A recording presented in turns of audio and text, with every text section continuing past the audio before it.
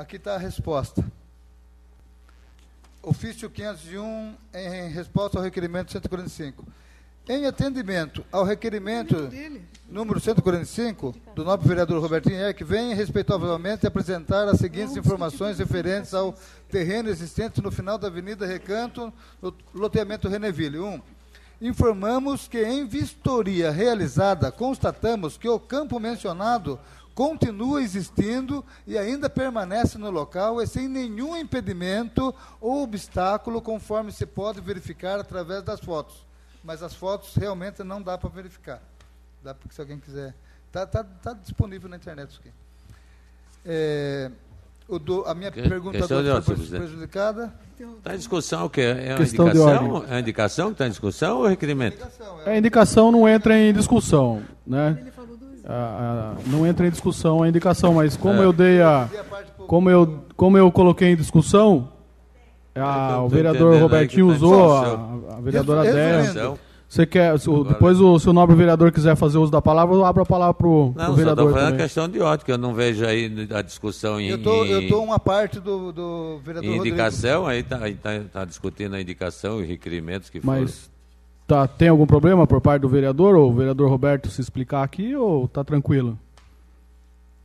Não, da minha parte está tranquilo, só estou vendo aí porque propôs uma indicação em discussão. Não está em discussão, não. Questão de ordem, senhor presidente. Eu vejo a preocupação do vereador Teixeira, que é com o regimento. Eu encerro minha palavra, só que é o regimento. Acho que ficou bem esclarecido. Acho que até ajudando a vereadora Déia a uma resposta aí para a indicação. E o objetivo do vereador Roberto foi contribuir para que o assunto se resolva. Por isso que eu passei a palavra para o vereador Roberto. Então agora vamos dar sequência. Acabou as indicações, vereador Roberto? Acabou. Não, então, tem mais uma? Então, agora eu não vou mais abrir discussão na indicação, tá ok? Tá.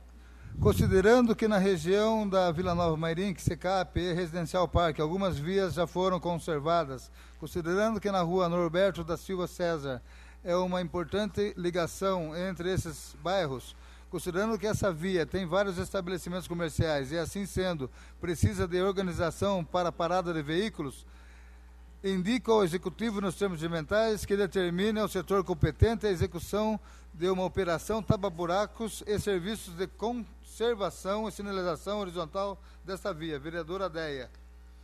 Indicação 378/2015. Indica ao senhor prefeito municipal para que este determine ao setor competente a poda ou o corte, a caso necessário, da árvore existente na rua Vereador João Ramos da Cruz, altura do número 80, na Vila Sorocabana. Em mencionado trecho, a copa da árvore está sobrecarregada, tocando os veículos que transitam pelo logradouro, sobretudo caminhões, e oferecendo risco a todos.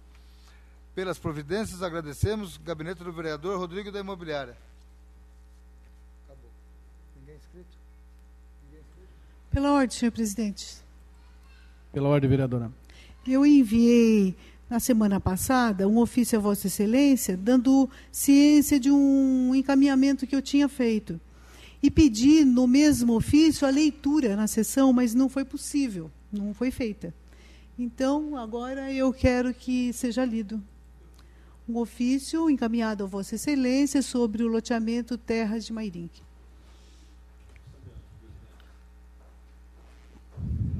Acho que dá para fazer a leitura no tema livre, vereadora. Qualquer coisa eu estendo um pouco não, mais. Porque o tema livre daí vai ser do meu tempo, a não ser que Vossa Excelência possa fazer um acréscimo. Acho que passamos para o tema livre, porque não tem mais nada aqui no plenário, não está nem documento pronto aqui. Não, foi na outra sessão. Estou alertando Vossa Excelência e conto com a benevolência e a bondade de Vossa Excelência, que é o presidente desta casa.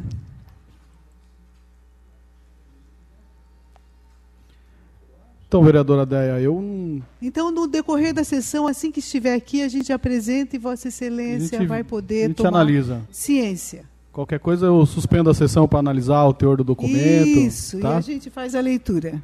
Gostaria de agradecer aqui a presença do secretário de Governo, José Zunkler, o senhor Joel, acompanhando a sessão, o senhor Manão, da empresa Saniaqua, o senhor Agnaldo, o senhor Henrique, morador da Porta do Sol. O senhor Reginaldo, da assessoria do vereador Rodrigo da Imobiliária. A Leia, da assessoria do pré-candidato a prefeito da cidade, Sérgio Ribeiro. O senhor Cido, da Ferroviária, também acompanhando a sessão. Então, sejam todos bem-vindos. E também, pela internet, os nossos internautas, sempre atentos.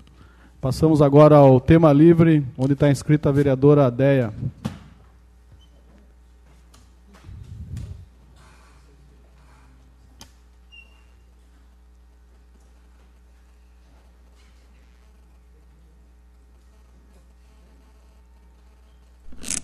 Boa tarde, excelentíssimo presidente, excelentíssimos vereadores, excelentíssima vereadora Selma. Já de pronto, parabenizando a vereadora Selma, que concluiu o seu curso de gestão pública e que tenho certeza que mais que um certificado, esse curso de gestão pública vai significar muito na vida desta combatente vereadora. Primeiramente, dizer que não foi pouco tempo, mas foi muito, foi mais de uma década para que os trabalhadores domésticos conseguissem alçar no Brasil um patamar, não digo igual, porque nada é igual, mas muito semelhante ao dos demais trabalhadores formais do Brasil. Não por acaso também, a grande maioria, 90 e tantos % dos trabalhadores domésticos são as mulheres. Por que será, né? Porque na própria cultura, principalmente a cultura ocidental, é a mulher quem fica para cuidar dos mais idosos, para cuidar das crianças, e é a mulher que cabe a boa parte dos serviços que a gente costuma chamar de serviços domésticos, serviços do lar. Não é um serviço menor, não é um serviço fácil, por isso a luta das mulheres ao longo das últimas décadas no Brasil, para que esse serviço fosse formalizado, estivesse fazendo parte do rol dos direitos trabalhistas brasileiros. Depois de muita luta, a Lei Complementar número 150 foi sancionada pela presidenta Dilma no dia 1º de junho. Então, o mês de junho de 2015 é um significativo mês para mais de 5 milhões de brasileiros, principalmente de mulheres brasileiras, que executam esse serviço chamado de trabalho doméstico. O artigo 1º da Lei Complementar número 150, ele está definindo que o empregado doméstico é aquele que presta serviço de forma contínua, subordinada, onerosa e pessoal e de finalidade não lucrativa, à pessoa ou à família, no âmbito residencial e que sejam mais que 2 dias por semana. E aí a gente sabe que serviço doméstico ele é amplo, é o faxineiro, é até o motorista particular, o motorista da casa, os jardineiros, os cuidadores de idosos, várias são as categorias incluídas nesse trabalhador doméstico. Então, eu não poderia deixar de registrar a minha alegria e felicidade. Por quê? Porque eu tive na minha família trabalhadoras domésticas. E as trabalhadoras domésticas que eu tive na família, elas vieram da cultura do trabalho escravo no Brasil. A minha bisavó foi trabalhadora doméstica, porque ela era filha de escravos, ela era cozinheira, ela ficou numa fazenda, ela depois morreu sem ter esse direito formalizado. Então, eu sinto que a formalização, ela faz parte do trabalhador doméstico, ela faz parte de uma equação da sociedade brasileira que não se encerra aqui. O Brasil, com seus 300 anos de escravidão, e sendo o último país das Américas a abolir o trabalho escravo, ele tem agora, nessa Lei Complementar 150, que a presidenta Dilma sancionou, mais um capítulo, e um capítulo importante, principalmente para as brasileiras, para as mulheres brasileiras. E nós sabemos que não são, nessa desigualdade, nesse entendimento errado dessa profissão, muitas vezes são as mulheres as causadoras disso. São inúmeras as denúncias de mulheres que mantêm trabalhadores domésticos como se fossem trabalhadores escravos. Então, aí, a dificuldade da gente fazer o entendimento e a consolidação dessa lei. Porque essa lei foi sancionada dia 1º de junho. Mas isso não quer dizer que depois de 1º de junho os problemas se acabaram. Muito pelo contrário. Vai ser muito complicado. Nós temos inúmeras mulheres e homens, em menor número, que trabalham em casas de família, isso entre aspas, há 20, 30, 40 anos. E muitas vezes, quando eles não servem mais como trabalhadores domésticos, a eles não cabe nem ficar num abrigo de idosos, porque aquela relação com a família, ela foi feita de forma desigual desde a sua origem. Temos muitos casos, sim, de pessoas que, além de reconhecer esse trabalho, antes mesmo da lei entrar em vigor, há muito tempo, cuidam desses trabalhadores como se fosse alguém da própria casa, ou alguém da própria família, o que é justo, porque muitas vezes cuidam de criança, muitas vezes cuidam de doentes, muitas vezes cuidam de idosos. E isso, às vezes, muitos familiares não fazem. Então, a gente sabe muito bem que não é o fato da lei estar em vigência que a gente vai acabar com os problemas. Porque o problema é cultural, o problema é estrutural e o problema muitas vezes, envolve um certo preconceito. As pessoas, às vezes, não são capazes de entender o que significou o trabalho escravo no Brasil.